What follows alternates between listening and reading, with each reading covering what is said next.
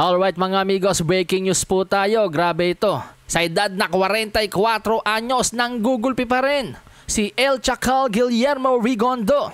Ngayong araw po mga amigos, sa Miami, Florida, itinaob ni Guillermo Rigondo sa loob lamang ng first round ang Dominicanong si Danny Sagüero Arias. Kung maalala nyo po yung laban ni Junto Nakatani sa ating kababayan na si Vincent Astrolabio, parang ganun po yung nangyari from the very first round. Napuruhan kaagad sa katawan si Danis Arias na siyang naging dahilan ng maagang pagtatapos ng laban. Hayan po, panoorin natin ang munting highlights.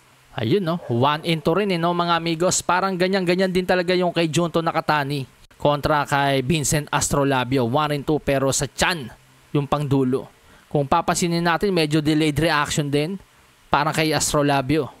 At dahil nga po dyan sa panalo yan mga amigos, nag-improve na ngayon ang kartada ni Guillermo Rigondo sa 23 wins, 3 losses with 16 knockouts. At siya po ay galing na ngayon sa 3 sunod-sunod na knockout na panalo.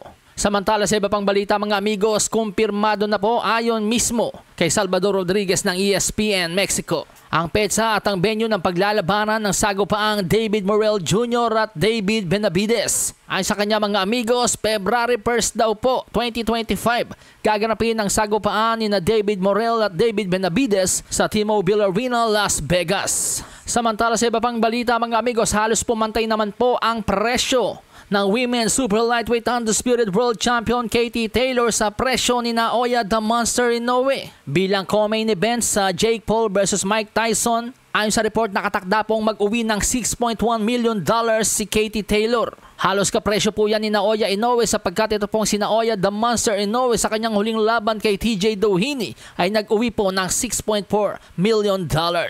Pero belta naman po na makakalaban ni Katie Taylor na si Amanda Serrano, mas malaki daw po yung kanyang premyong maiuuwi. So balit hindi po niya sinabi kung magkano. Alasahin ang baraha, patunayan mo sa akin ha.